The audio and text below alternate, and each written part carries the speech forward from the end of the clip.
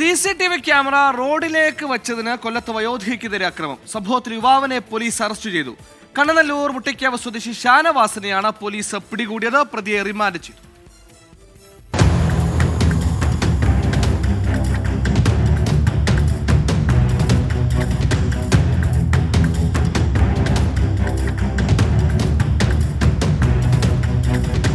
അയൽവാസിയായ വയോധിക അടുത്തിടെ വീട്ടിൽ CCTV ക്യാമറകൾ സ്ഥാപിച്ചിരുന്നു.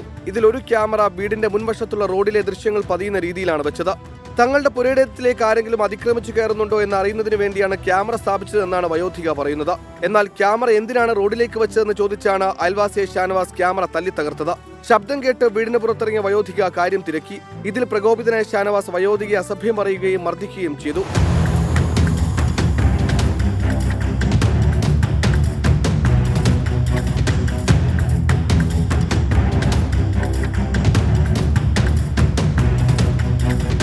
നിലവിളി കേട്ടെത്തിയ വയോധികയുടെ ഭർത്താവിനെയും ഇയാൾ ക്രൂരമായി മർദ്ദിച്ചു. നാട്ടുകാർ വിവരമറിയിച്ചതിനെ തുടർന്ന് കണ്ണനല്ലൂർ പോലീസ് സ്ഥലത്തെത്തി പ്രതിയെ കസ്റ്റഡിയിലെടുത്തു. കണ്ണനല്ലൂർ CI S ശ്രീകുമാറിന്റെ നിർദ്ദേശപ്രകാരം SI-മാരായ ജിബിൻ, ഹരിസോമൻ, CPO-മാരായ അത്തീഫ്, ഷാനവാസ്, ഹുസൈൻ എന്നിവരടങ്ങുന്ന പോലീസ് സംഘമാണ് പ്രതിയെ പിടികൂടിയത്. ക്യാമറ തന്നെ കൂടി നിരീക്ഷിക്കുന്നുവെന്ന് ആരോപിച്ചുകൊണ്ടായിരുന്നു ആക്രമണം ഉണ്ടായത്. കോടതിയിൽ ഹാജരാക്കിയ പ്രതിയെ റിമാൻഡ് ചെയ്തു. 24 കൊല്ലം.